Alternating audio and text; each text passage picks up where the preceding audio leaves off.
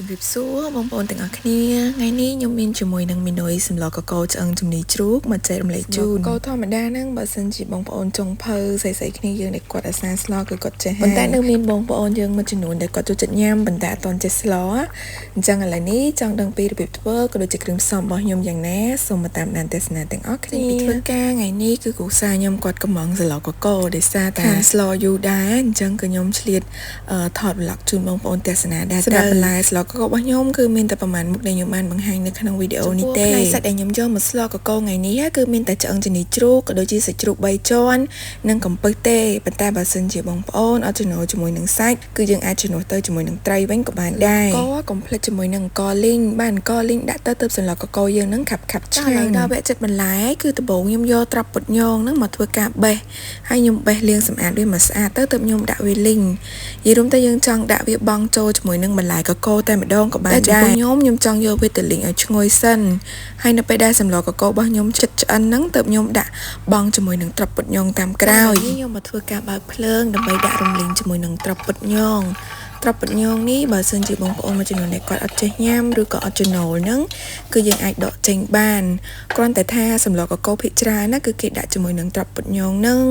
ក៏ដូចជាបន្លែកកោហើយនឹងស្លឹកងប់ប៉ុន្តែថ្ងៃនេះខ្ញុំរកទិញស្លឹកងប់អត់បានអញ្ចឹងខ្ញុំអត់បានដាក់ទេគឺខ្ញុំយកគ្រឿងបុកហើយហ្នឹងមករំលីងជាមួយនឹងប្រេងដែលខ្ញុំដាក់ឲ្យវាក្តៅហើយខ្ញុំរំលីងជាមួយនឹងប្រហុកឲ្យវាឈ្ងុយសិនទៅទើបខ្ញុំចាក់ជាមួយនឹងសាច់ជ្រូក3ជាន់ក៏ដូចជាឆ្អឹងជំនីជ្រូកចូលយីរុំតែខ្ញុំធ្វើការរំលីងវាមករៀងឆ្អិនល្អទៅទើបខ្ញុំផ្សំជាមួយនឹងគ្រឿងទេសតាមក្រោយខ្ញុំអត់មានបន្ថែមទឹកអីទេយើងបើកភ្លើងមកល្មមទៅកុំឲ្យវាខ្លោចអញ្ចឹងបើសិនជាយើងប្រើភ្លើងរៀងខ្លាំងតិចគឺវាអាចនឹងខ្លោចបាតឆ្នាំងហើយតែអត់បញ្ហាបើសិនជាបងប្អូនប្រើប្រាស់ជាមួយនឹងប្រភេទឆ្នាំងក្រដុចក្នុងវីដេអូរបស់ខ្ញុំនេះប្រើតែម្ដងយីរុំទៅគឺប្រើធន់កាន់ឆ្នាំហ្មងអញ្ចឹងសម្រាប់បងប្អូនដែលចាប់អារម្មណ៍ជាមួយនឹងគ្រឿងសម្ភារៈផ្ទះបាយដែលខ្ញុំធ្វើការថតនៅក្នុងរាល់ vlog របស់ខ្ញុំទាំងអស់ហ្នឹងគឺអាចធ្វើការ screenshot រូបហើយញ៉ាំមកកាន់ page បានខ្ញុំនឹងធ្វើការប្រាប់ពីតម្លៃក៏ដូចជារបៀបកំងឲ្យបានរបស់ខ្ញុំមើលសម្លកកោរបស់យើងវិញគឺដល់វគ្គចាក់បន្លែចូលហើយដោយសារតែខ្ញុំបានធ្វើការរំលីងជាមួយនឹងសាច់ជ្រូកក៏ដូចជាគ្រឿងទេសហ្នឹងបានសព្វល្អហើយធ្វើការរំលីងជាមួយនឹងបន្លែកកោនេះពី3ត្រឡប់សិនទៅទើបខ្ញុំចាក់ទឹកចូលបរិមាណចំណុះទឹកវិញបងប្អូនគឺប្រើទៅតាមបន្លែឬក៏សាច់របស់យើងទៅ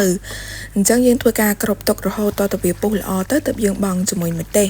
ប៉ុន្តែបើសិនជាបងប្អូនអត់ញ៉ាំម្ទេសទេយើងមិនបង់ក៏បានដែរម្ទេសចូលហើយខ្ញុំធ្វើការកូរវាពី3ត្រឡប់ទៅទើបខ្ញុំធ្វើការគ្របគម្របមកសបកដើម្បីឲ្យបន្លែរបស់យើងវារៀងសពបន្តិចនិយាយរួមទៅបាច់ឲ្យបន្លែលួយពេកទៅគឺអត់ឆ្ងាញ់ទេ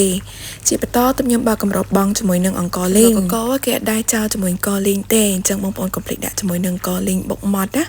អញ្ចឹងអង្ករលីងនេះគឺក៏ជួយឲ្យស្លរបស់យើងកាន់តែខាប់ល្អដែរប៉ុន្តែសម្រាប់បងប្អូនដែលអត់ចូលចិត្តញ៉ាំបែបខាប់ពេកទេគឺយើងបាច់ប្រើអង្ករលីងច្រើនទេខ្ញុំមកសម្លខ្ញុំអត់ទាន់ខាប់ល្អអញ្ចឹងគឺខ្ញុំធ្វើការបន្ថែមអង្ករលីងនៅខាងចុងវីដេអូដែរចំពោះបន្លែខេនេះគឺខ្ញុំប្រើរៀងច្រើនតិចទេដោយសារតែចូលចិត្តដែរចាំបងប្អូនអាចដាក់បន្លែទៅតាមចំណង់ចំណូលចិត្តយើងបានខ្ញុំបានថែមជាមួយនឹងអង្ករលីងតិចទេដោយសារតែចង់ឲ្យវារៀងខាប់ជាងនឹងជាបន្តគឺខ្ញុំធ្វើការបង់ជាមួយនឹងកំពឹសចូល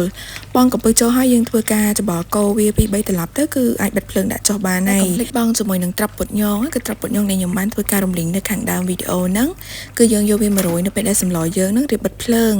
អញ្ចឹងឥឡូវនេះសម្លកកោជាមួយនឹងឆ្អឹងជំនីជ្រូករបស់ខ្ញុំហ្នឹងគឺបានស្លឆ្អិនហើយក្តៅខាប់អញ្ចឹងកុំភ្លេចជាមួយនឹងទឹកត្រីម្ទេស